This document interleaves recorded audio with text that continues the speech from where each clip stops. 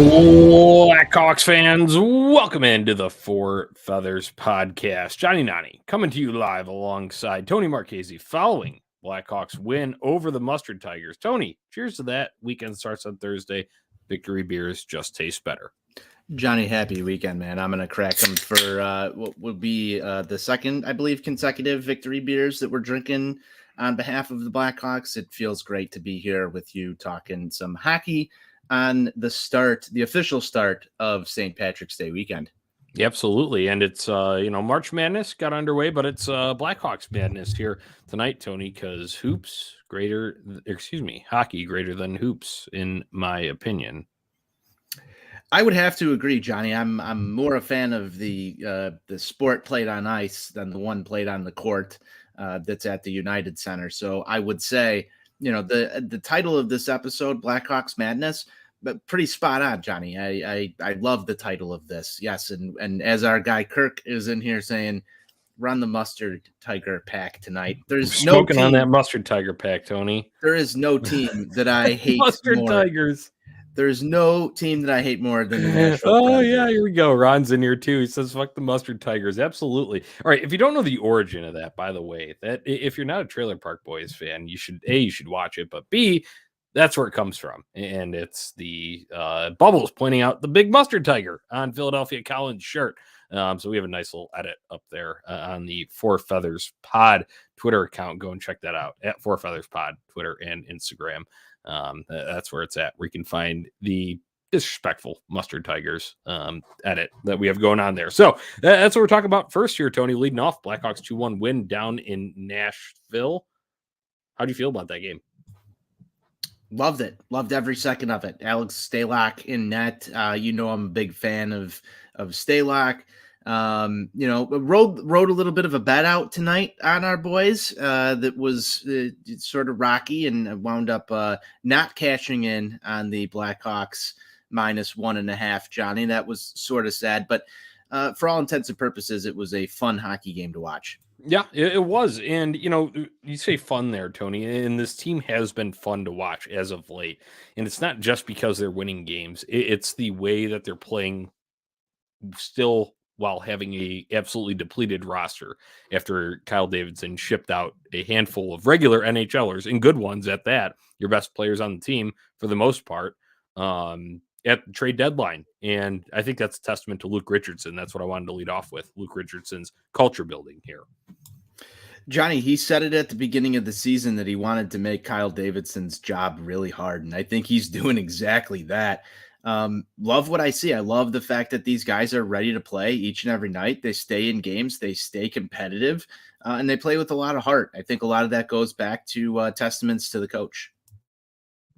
I've been all about it, Tony. Chad Luke Richardson, you've seen the black and white edit of him, the headshot, the stern headshot. He's got the scar. I love the scar on his chin, by the way. It's cool and tough.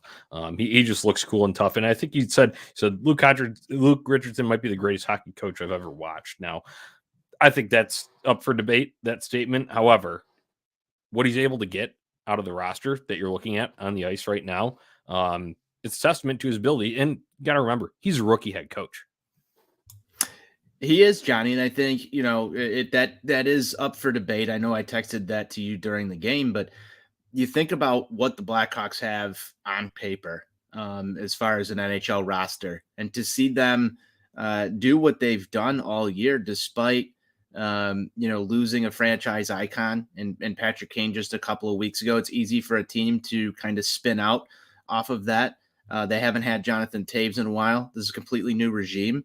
You're even missing guys like Max Domi, Jake McCabe, and you're still staying competitive in these hockey games with a bunch of people that, names that nobody knows. I mean, you would have any Blackhawk really walk down the streets of the city of Chicago, and they probably don't get noticed by many people, and yet they're out there beating some of the top teams in the NHL right now. Yeah, it's impressive, especially when you go and you talk about, you said some of the top teams. They beat the best team in the NHL on Tuesday night. There was a little luck of the Irish in the building on the St. Paddy's Day game. Blackhawks topped the Bruins, who have just been an absolute machine this year. And it was really, you saw the surge in that third period against the Bruins. And that is what Luke Richardson is all about. Because sure, the players have to go out and execute on the ice. Don't get me wrong. And yes, there were a few miscues by, Boston defensemen, i.e., letting Boris Kachuk dance around them and look nasty. But at the same time, they could have easily rolled over and died. Shit, when they went out and played Boston with all of the stars still in the group there, Domi, Kane, Taves, everyone suiting up that night. Seth Jones, I remember that back in November. It was a Saturday night game. They lost like 5 or 6-1. Just got pummeled because, granted, the Bruins are on a roll, but that's what they can do to a team, and they can demoralize them. They've done that to much better teams than the Hawks. They absolutely have, Johnny. And I mean, there's a reason they're one of the best teams in the NHL. And that's because they can do this against anyone. And I think that brings up, sort of the point that I'm trying to drive home here as well, is that you have to look back at the coaching here. He's the one that's setting that culture, setting that tone, as we like to say, over on the Sox side, Johnny. But I think Luke Richardson has really set a tone with this Blackhawks team that there is something to play for. It doesn't matter if they're in the middle of a rebuild. Doesn't matter if they're the best team on paper. They have a chance to win a hockey game every single night. It looks like the boys have something to play for. I know that there's a lot of Blackhawks fans that are going to sit there and say, I wish that we were losing these games. But this is a positive sign in the rebuild going forward, because when you have a head coach like that who's committed to this, who's committed to this team, who's made these types of statements, Johnny, about how he's going to make it hard for Kyle Davidson, I just think that says a lot towards his mentality and what he's going to get out of these guys, because he's not going in there and just throwing in the towel every day. He's showing up to the building wanting to win hockey games. And when that comes down to a point where it matters for this team, I want Luke Richardson behind the bench. This goes back to sort of my predictions before the season, Johnny. I said maybe you go interim with Derek King, and then they brought in Luke Richardson early. This is a coach in a rebuild that you can actually see the light at the end of the tunnel, and this guy being here with a successful hockey team, I think they're a step ahead for that. Yeah, right. I think you're spot on with those comments. We'll get to some of the players on the ice here, but I had to bring up a little poll that was run by Chicago Sun-Times Blackhawks beat reporter Ben Pope, because he said he had seen this debate argued in his mentions for a while, and he wanted to put it out there, see what the Blackhawks faithful had to say. And it was a 2-option poll. Would you rather have Bedard and Kaladin still as head coach? Because assuming that means Kaladin would be leading these guys to a tank job and complete last, worst in the league and top odds, all of that stuff. And you have Bedard, Kaladin still as head coach. Or would you rather have Luke Richardson as a head coach like they do now and the 5th overall pick? I had not seen this poll, Johnny, and quite honestly, I think that's a really interesting poll, because I hated Jeremy Colleton. I hated every single second of the Jeremy Colleton era. I saw what he was able to draw out of star players, and it was a whole lot of nothing, Johnny, when you really get down to it. Shit, Connor I look at Bedard, depth guys, and he was in yeah, the. I mean, I know it's harder to, but man, talk about what you're getting from Luke Richardson right now, and contrast that to what happened under Kaladin, and I think it's night and day. yeah, I don't know, Johnny. I think that obviously there's an easier chance for your organization to move on from a coach. But that said, I mean, I'd probably rather have Luke Richardson in the 5th overall pick. I I don't know. It's really hard I'm pressed to do anything that has Jeremy Colleton in it. right. Right there. Yeah, there's that. And I mean, don't get me wrong. I mean, Connor Bedard is generational talent. And, if the Blackhawks don't get him, it is going to sting a little bit because, you're going to feel like, what's tank for? You're going to start getting, some questioning from the fan base. But I'm with you in that same camp that I hated every minute of the Jeremy Collin era. It just felt lifeless overall. And B, shit, Luke Richardson, you never know. Could he be scooped up somewhere else by this time if they were to go on and move on and need a new head coach after the season? Who knows?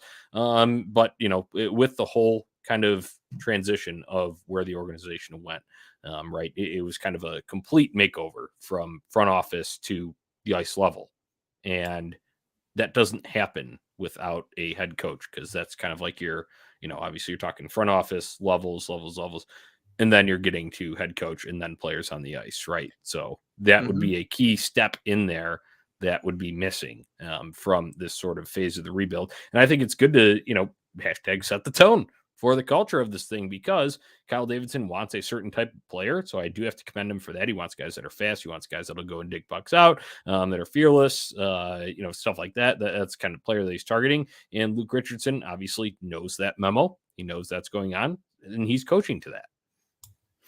He is. And I think if you take a step back, I don't think that you ever get Connor Bedard with Jeremy Colleton and that really happening because the hockey gods wouldn't allow it. Yeah, no. But for all intents and purposes, Johnny, when you look at what Luke Richardson has brought over the course of this season, can you name like anything where you were like just egregiously mad at something that he's done? Dressing seven defensemen one night. Is that the worst thing that he's done? The worst thing he's done, yeah. Okay, so plenty of NHL coaches have been in that spot before. Right.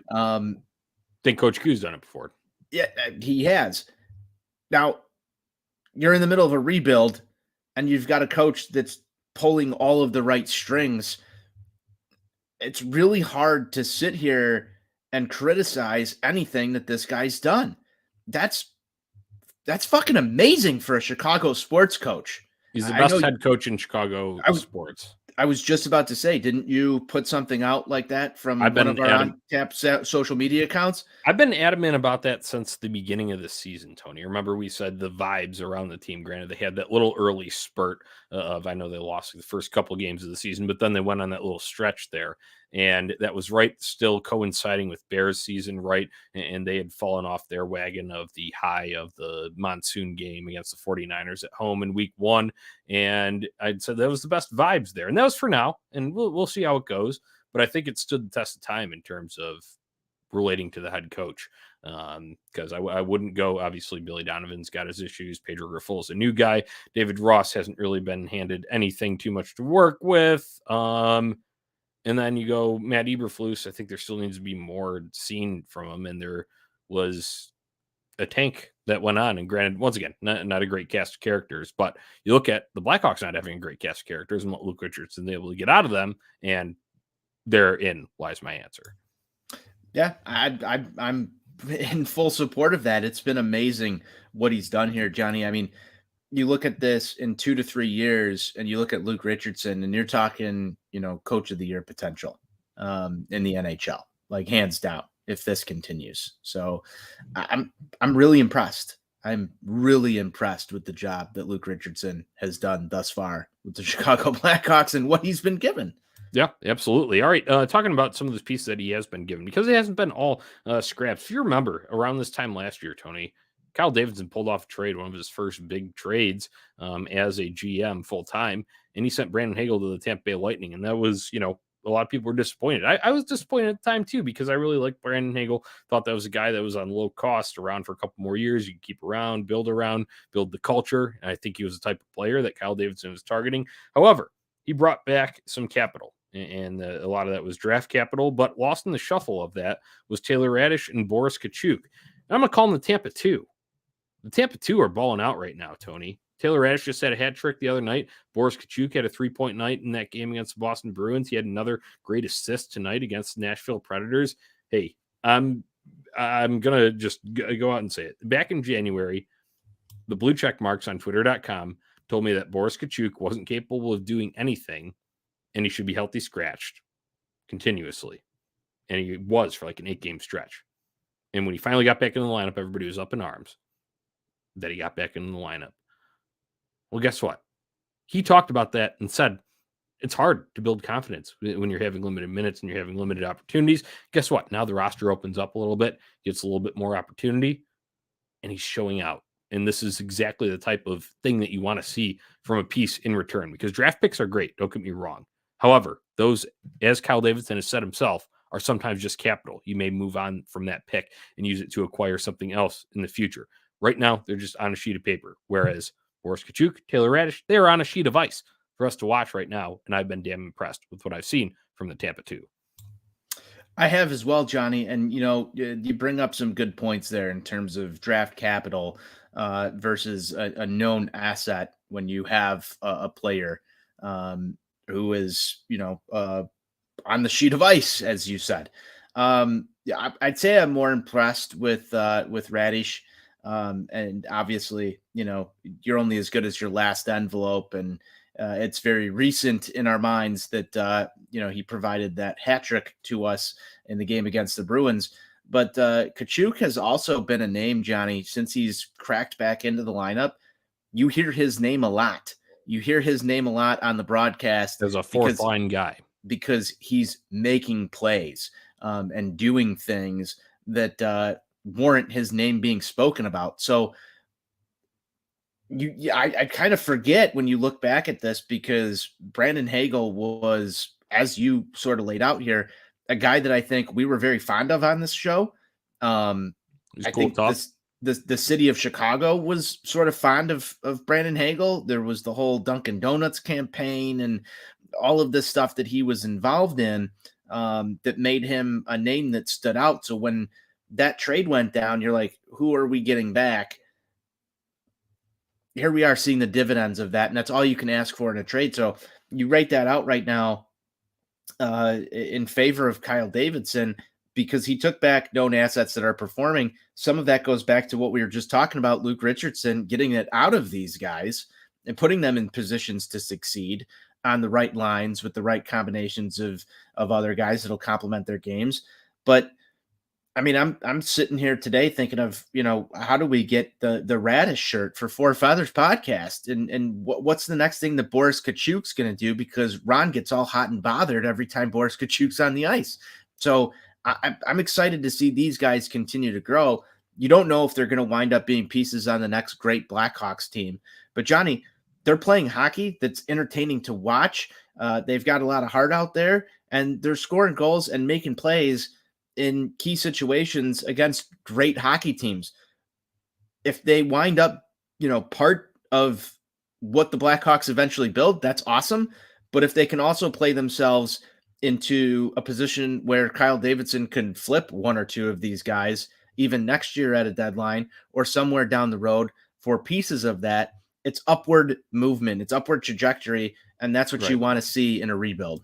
Right. I think that's a great outlook to it. And like I said, I'm just evaluating it from what we're watching night in, night out. And it's excellent to see, because guess what? If they were stagnating, not really doing too much of anything, even with increased opportunities, then you might not even be able to get illicit value from them. And they may just walk it on every contract, and they may sign an AHL deal with somebody. And I totally know where you're going with that. So How many I, times I'm did we just, see that in the Stan Bowman era, though? right. Yeah, exactly.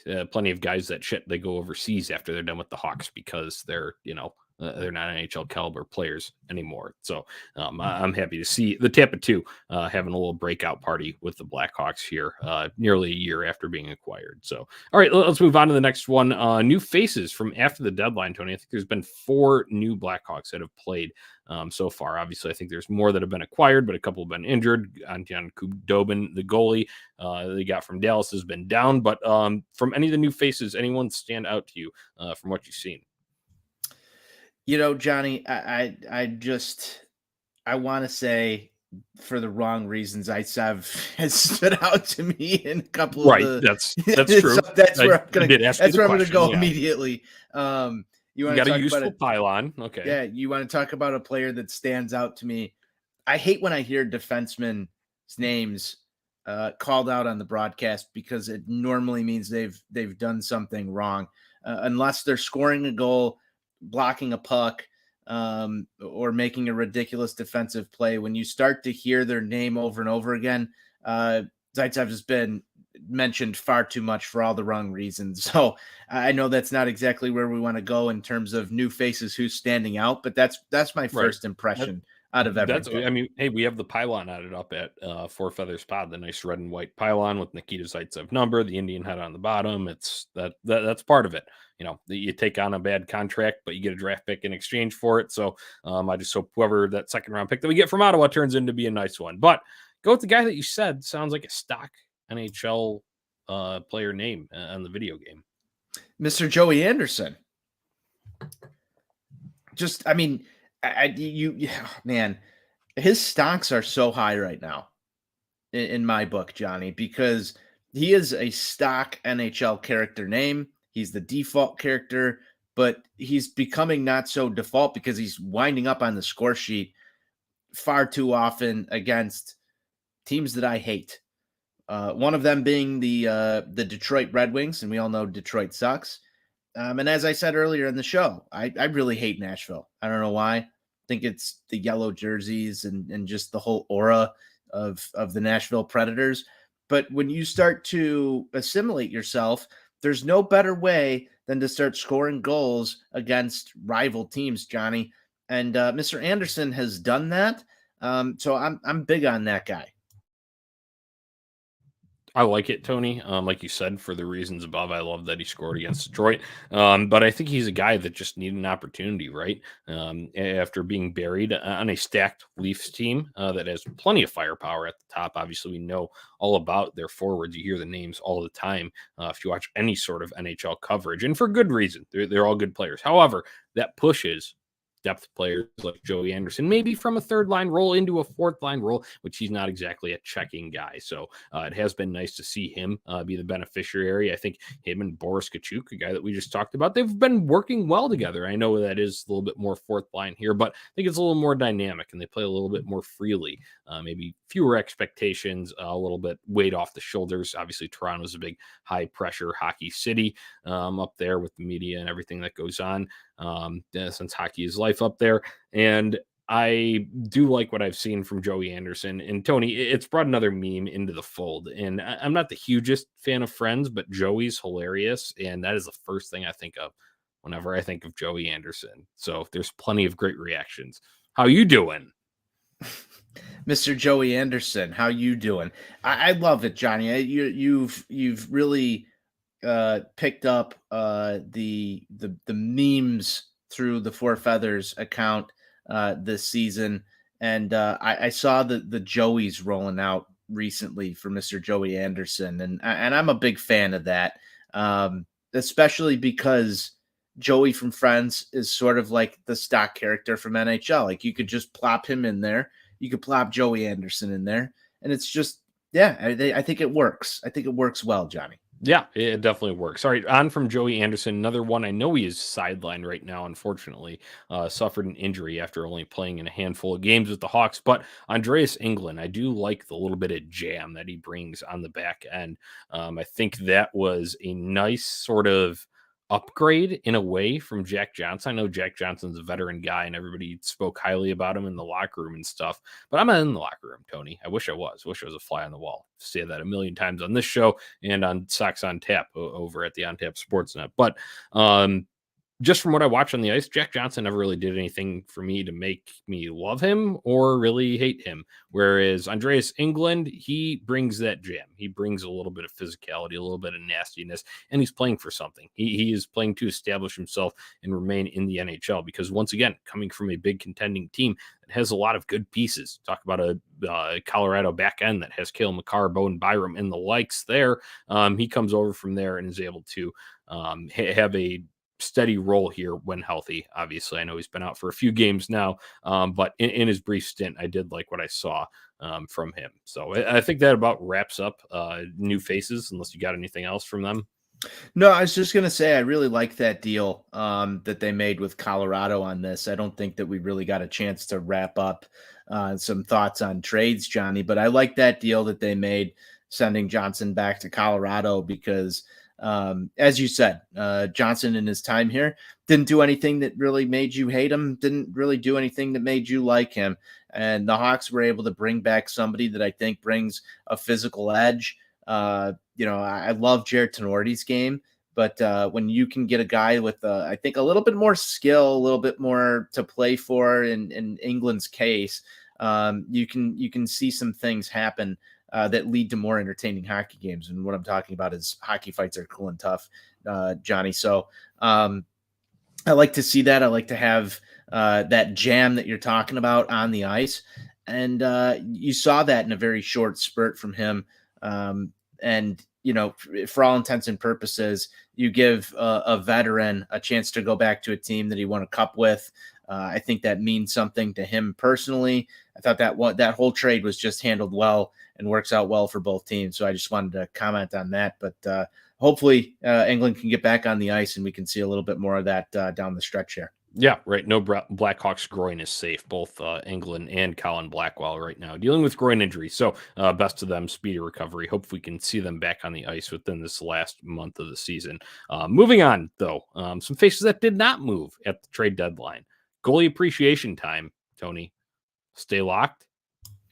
Stay locked, my friend. What a showing from him. If it wasn't for a little bout of the stomach flu, I think is what they're calling it. I'm not sure.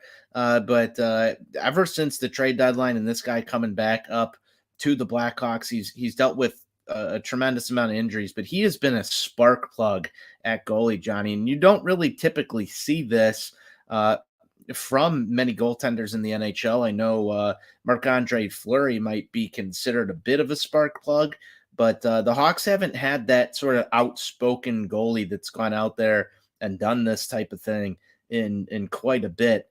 I love his game. I love the attitude he brings to the ice. You're talking about a guy that isn't phased in any aspect of the game. And, I sort of compared this when we go back to the Robin Lehner experiment that the Hawks had. And he was a guy that could stand on his head for 3 periods, go to a shootout, and not save a single fucking puck. And then you've got Stalock, who will take penalties that lead to penalty shots, and he's unfazed. It doesn't matter to him. He can change a game. It's interesting to see that. I feel like he's playing at the top of sort of his game here with the Blackhawks in the midst of a rebuild, as he's sort of an older statesman sort of on this team, Johnny. I had him down as a trade deadline acquisition for a contending team. And I want to say that contending teams might be sitting here watching down the stretch saying, what would that have cost us to go acquire? Because I really do think he's the number one goalie on this team, especially right now, after you look at his body of work since coming back from injury. Just incredible stretch of hockey from Stalock here right now that we're witnessing. Yeah, I mean, I think the numbers prove it when you're talking about number one. Question asked to me that, who would be the Blackhawks top goalie if you had to say right now. I know it's a little weird in a rebuilding season to say that. I really think of the goalies too much, right? Because it's just kind of like, an afterthought more so. But Stalock would be if you go and look at the numbers. And then I really like his presence in the locker room. You hear all the guys, all the quotes from him. They all love his sense of humor. He keeps the room light. He brings energy to it. All of those things, like you said, stuff like, shit, sure, you guess you technically don't want your goalie taking a penalty, but he took care of his own mistake, right? He was just going to try and make a play on the puck tonight, throws his stick out, and that's a penalty shot because he let it go out of his hand. Maybe it slipped from his blocker, release there, but it doesn't matter to him.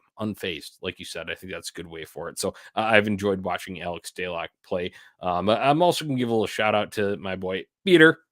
Bird is a word. Peter Mrazek, hey, he had a rough start to the year. He's dealt with groin injuries, and of course, he's dealing with another one right now. We kind of knew what we signed up for when we got him, though. He was just a placeholder in the net. However, in that stretch where he was healthy from kind of like this, dead days of winter, as we like to say, until just the other night, Tuesday, against the Boston Bruins, he had put together a string of performances that were elevated from his early season play. So I just wanted to shout him out for that, since it is goalie appreciation, segment here on the Four Feathers podcast. And you know me, I love some Family Guy memes. I know you do. And I got to say, I said it earlier this season that I was done with the Peter Mrazek experience. He's picked it up considerably since then. I think I'm still done with it, though, because I just love watching Stalock in that. Right. And Jackson Stauber, who should probably be back up here, but GM Ron told me why Yeah, he's not. I just want to say that I'm very happy that just for his health and well-being as a human being, Alex Stalock, I'm very glad that he is back healthy, but contributing too on the ice because when he was still out with that kind of second concussion, and he had an illness that he was dealing with, like you'd mentioned there, it was Peter Mrazek having to do a lot of the heavy lifting. And then I know we had the Jackson Stauber sort of back up Arvid Soderblom earlier in the season, but it's nice that now that Mrazek has gone down again, Stalock is able there. He's healthy enough to be able to be there behind him and pick him up. Those guys combined to help beat the Boston Bruins because Mrazek made 16 saves before he exited, no goals against. Stalock did give up, 3 technically when he came in, but still got the win. Blackhawks still scored in front of him. He did enough, stopped enough high danger chances that the Boston Bruins threw the kitchen sink at him in that third period, and he held strong. So I think it's a testament to those guys because it's not easy. It's not easy to do that on a rebuilding team. So that's why we have goalie appreciation segment here on the Four Feathers podcast. All right, moving on to the next one. School's out, Tony. Blackhawks sign a pair of college kids. Ryder Rolston, forward out of Notre Dame, and Wyatt Kaiser, defenseman out of Minnesota. We added some Minnesota nice to the Blackhawks defenseman prospect pool, Tony. I'm going to start with Wyatt Kaiser, that last name there, 2020 draft pick of the Blackhawks. And this guy played at Minnesota Duluth. He's coming off of his best collegiate season. And I love the story that Ben Pope just kind of tweeted out, essentially, just the updates, because he finally joined the team after signing just this week. And he says, yeah, I'm in class, one day, and then I come out and get a call and they want to sign. So go, and now I'm signed and I'm joining the team. And boom, here he is. He was on the ice for morning skate in Nashville, joins the team. He's going to wear number 44. Salute Calvin DeHaan. He's the last Blackhawk to wear that number. But Wyatt Kaiser, I think he's an exciting guy. I watched him in the World Juniors too with Team USA when they had the weird kind of COVID delayed one that happened in the summer. But he had a 2-goal game during that one. I was impressed with him. He's a very nice stride after taking the puck off the wall, bringing it to the center of the ice and being able to evade defenders coming at him within the offensive zone. And then obviously defensive game is always going to need some more refinement, but I do like what we're getting from him. As for Ryder Rolston, unfortunately wasn't able to watch him much down the stretch because he suffered a broken collarbone kind of at the kind of end of January. So that cut his last college season short there. However, at Notre Dame, you got Landon Slaggert that comes out of that pipeline as well. Former Hawk Dennis Gilbert. I know he's been around the league a little bit, but Blackhawks have done okay with guys from Notre Dame there, even though they're not my favorite. I'm not a Notre Dame guy. You know that, Tony. However, you love Notre Dame, Johnny. Yeah, you know that. But Ryder Rolston will be interesting to see. He's reporting the Ice Hogs, so I think that could be some valuable experience for him joining a club that the Rockford Ice Hogs are going to make a playoff push. So if he can go in, get some minutes, be a part of that, I think that's a good introduction to professional hockey there. Any thoughts on the Schools Out college boys? Hey man, I love the Schools Out signings that we get at this time of year every year.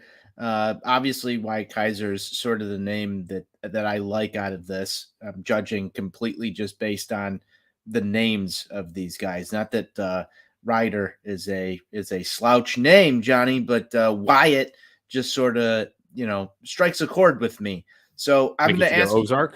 Yeah, I might be thinking a little bit of Ozark, but I'm just going to ask you, how much ice time do you think this kid's going to get down the stretch here? Obviously, you've got some injuries at play, but reporting straight up to the Blackhawks, what can we expect out of him? What do you think? Is it going to be 10 plus minutes every night? I think it'd be more. And I think it's going to be a little bit. I wouldn't expect to see him Saturday night when the Blackhawks visit Arizona for the next game. They said they're going to give him a few days to get acclimated because you got to remember, he was up at Minnesota Duluth. So he comes down, signs in Chicago with the Blackhawks, and it's guess what, buddy? We're jumping on a plane. We're going to Nashville. So Ben Pope kind of laid that all out with like the, just sort of logistics of that. Because you got to remember, take that into account too. It's a little bit of a whirlwind. And the kid's 20 years old. But you remember Alex Vlasic, right? End of last season, early this season. That's kind of expectation that I think we can have. Maybe a few less games. I think the Blackhawks had a little bit more time to offer last year at this particular juncture, given some of the injuries that they have. And now you also have some other new trade deadline acquisitions, i.e. That Andreas England, if he ever comes back. I know Nikita Zaitsev is still around. It'd be great to see him scratched for Wyatt Kaiser in some of those. But you remember, hey, Ian Mitchell has not been, even with after the trade deadline, he has not been immune to being a healthy scratch there. So, like I said, I think it will be on a rotational basis. That's how Luke Richardson just played it. But if you think Alex Vlasic, in terms of usage when he actually is on the ice last year, get him with a veteran D partner, let him learn a little bit. That's what we can expect for Wyatt Kaiser down the stretch here in the last month. I love it, Johnny. I think that that's a great comparison. Sort of helps me. Hope that sort of helps some of the listeners as well. Set some expectations because, I saw the signing, saw he was reporting straight up here, and sort of expected to see him even tonight. But I'm excited for this kid's debut and to get to watch him because I know you got the chance to sort of watch some of the juniors and see him. I have not really evaluated this kid's game at all yet, Johnny. So, I'm leaning on you here with sort of, how this kid looks. I'd sort of favor forward prospects, obviously, right, because they score a lot of goals. It's a little bit harder to evaluate a defenseman in that regard. But defenseman takes longer to develop. That's the way the nature of the game, right? I just don't want to be burned sort of the same way we are with Ian Mitchell, because I remember when we started this show, every couple of years ago, Ian Mitchell was going to be the next Duncan Keith. Yeah.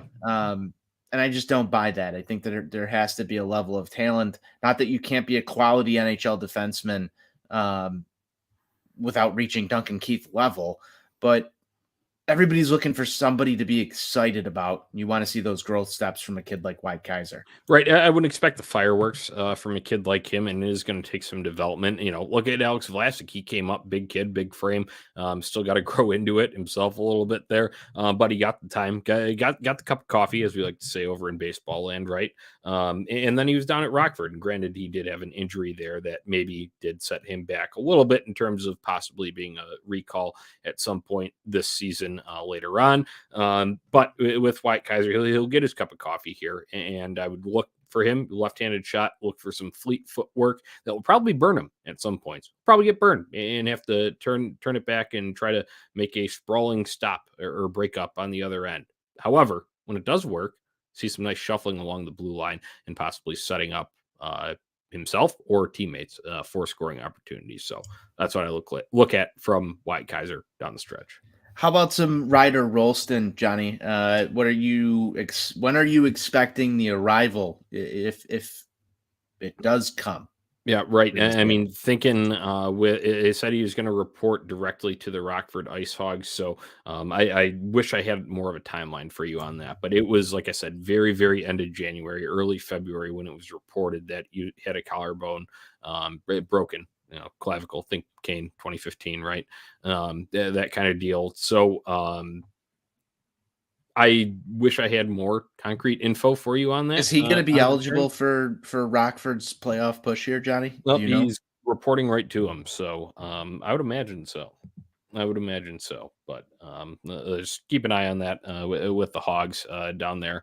And that's about all we can do right now until we start seeing him pop up on the score sheet. Kind of, waiting it out. Sucks. Injuries suck, but they're part of the game. So. Well, congratulations to two new school signings, Johnny.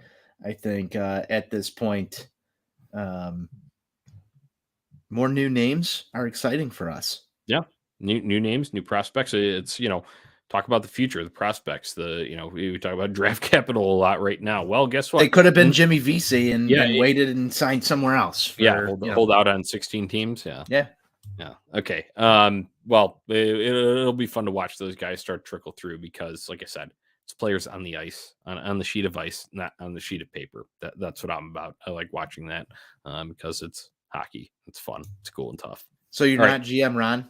No, I'm not GM Ron. I know he loves that, but that's what he's there for. That's why we have these segmented, designated assignments here, Tony. All right, let's take a look at what's on tap next for the Blackhawks here as we wind down Season 4, episode 17 of the Four Feathers podcast. Appreciate everyone tuning in. Tony, weird road trip continues. That was game 1 of 5 that the Blackhawks just won in Nashville tonight. They'll be Saturday at Arizona, so that kind of tracks. And then at Monday at Colorado. Okay, this feels like a little bit of a West Coast swing, or at least Western Conference swing. No, guess what? Next Thursday, they're going back to Washington. And then next Saturday, being the 25th, at Minnesota. So interesting, weird kind of road trip here, but that's what they got. Tony, second time to the mullet. Blackhawks going to pull it out on Saturday night? They absolutely are, Johnny. I think that people are going to get a little bit upset with this win streak that the Hawks are going to go on.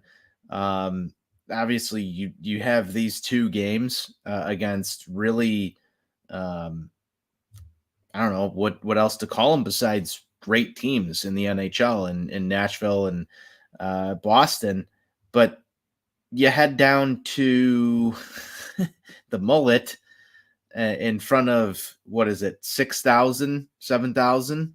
Four maybe. I might be overshooting. I might be double. Just a little over 4. I think. I might be doubling up what the arena can hold. It's sort of funny. It's like when you start an EASHL team and they throw you at the community rink. But I think the Blackhawks will be able to go in there and handle business. And I think that that's just more, testament to what we spoke about Luke Richardson earlier. And if you were watching this game tonight, not speaking just to you on the on your side, Johnny, but to all the listeners, if you were listening to this game, they talked about in the third period how Blackhawks players have more to play for down this stretch here than most of these other teams.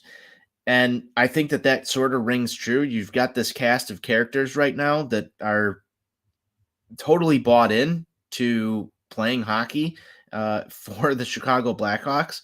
They should have no problem Saturday against Arizona, especially with what they've put up the last 2. And if you have Alex Stalock in net, I think that they have no problem winning this game. Yeah, I'll throw it to the opposite side there in Karel Vejmelka. He has basically been the reason why Arizona hasn't been in the Columbus, San Jose, Chicago discussion at the bottom 3 of the league there. So that's a young goalie that is showing out there as well. So I don't know exactly what to expect. The environment on a Saturday night at Arizona State University's campus probably could be a little bit raucous. You got the Blackhawks in some travel. Who knows exactly what the lineup will look like? I don't know.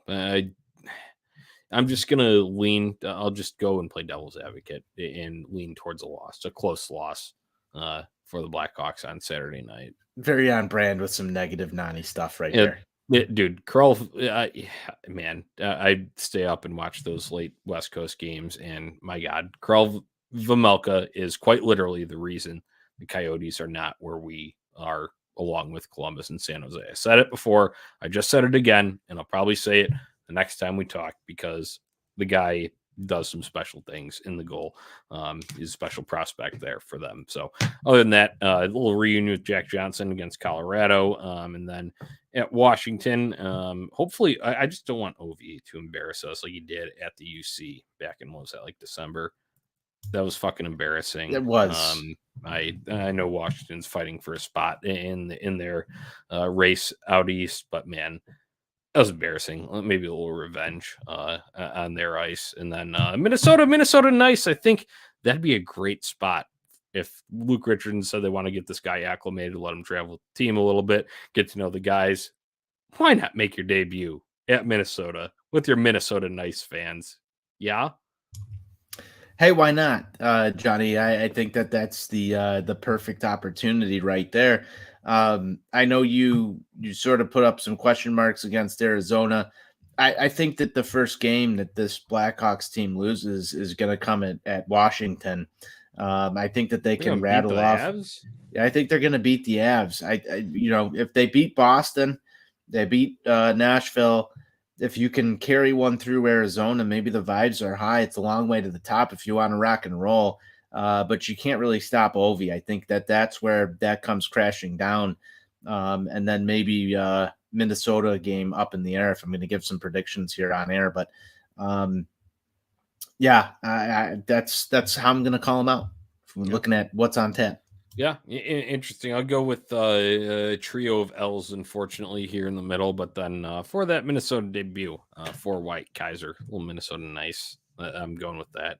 I'll roll with that. That's just my feeling, and it's boring if we have the same shit. So can we get a, I know that Marc-Andre Fleury, Johnny, is looking to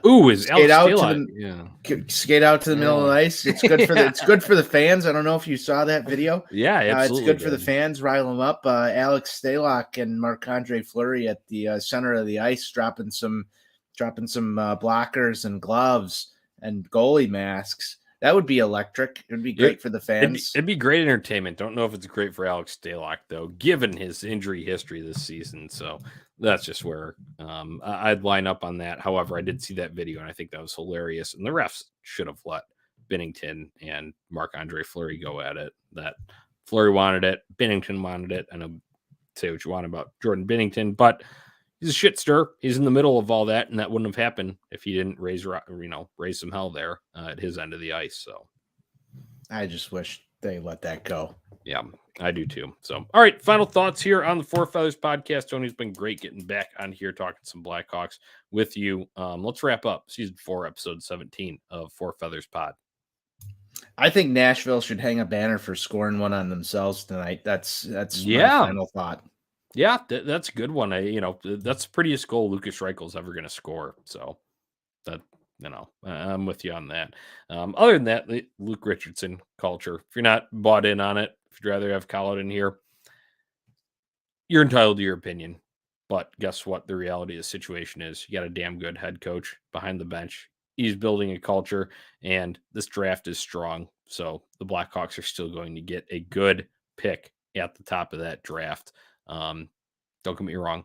I want Connor Bedard as much as the next hockey fan does, but man, there's something to be said for eliciting what Luke Richardson has been able to get out of the cast of characters that are there when you go and look at the ice, look at the roster on paper, objectively, comparative talent-wise to the rest of the league. So I'm a cheers to Luke Richardson.